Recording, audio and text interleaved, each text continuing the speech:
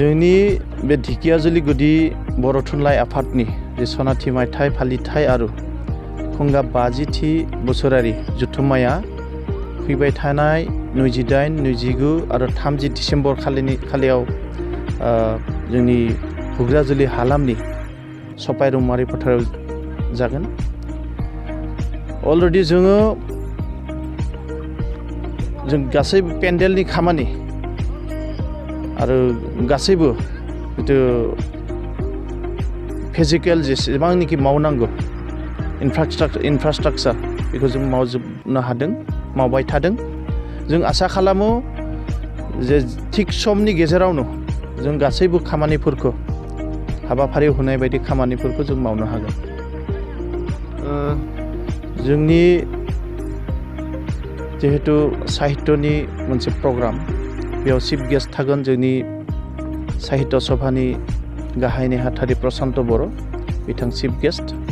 आरो जोंनि जितु इनाग्रेसन मिटिं इनाग्रेसन अपेन सेसन इनाग्रेसन हिसाबै फैगोन जोंनि आसाम गभर्नमेन्टनि मिनिस्टार एबा जोंनि ढेकियाजुलि समस्तिनि बिधायक अशोक सिंघाल डांगरिया बिथांमोना फैगोन। बिनि लोगोसे गोबां प्रफेसार साहित्यिक बिथांमोनखौ जों हांख्रायदों आरो जों कनसेन्ट लानानै जों प्रग्रामाव होदों, बिथांमोना गासैबो फैगोन। नोंथांमोन जों कालचार प्रग्राम, लिटारेचार प्रग्राम आरो जितु गेम पार्टिसिपेट भलि कम्पिटिशन, डे नाइट भलि कम्पिटिशन जों लानाय जादों। आरो जेसेबांनाखि जों साहित्यजों लोब्बा लाखिनानै जेसेबां प्रग्राम लानांगौ जों बेखौ नाजादों लानो। दायोसिम जोबोद मदद होदों। जों बे प्रग्रामखौ ढेकियाजुलि दखरानि सिङाव थानाय गं 33 गामिनिफ्राय जों हेफाजाब नागिरदोंमोन आरो जों रिसेपसन कमिटिनि मानसि हिसाबै जेसेबां हेफाजाब नागिरदोंमोन गासैबो हेफाजाब होदों।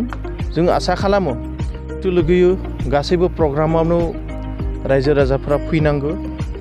आरो दिनैसिमबो जोंनि जितु रेजिस्ट्रेसन मास मोनसे सिगांनिफ्रायनो जों रेजिस्ट्रेसन खालामबाय थादों। कमसे कम अपेन सेसनाव 5,000निख्रुइबो बांसिन रायजो राजाफोरा फैनानै ज' जागोन।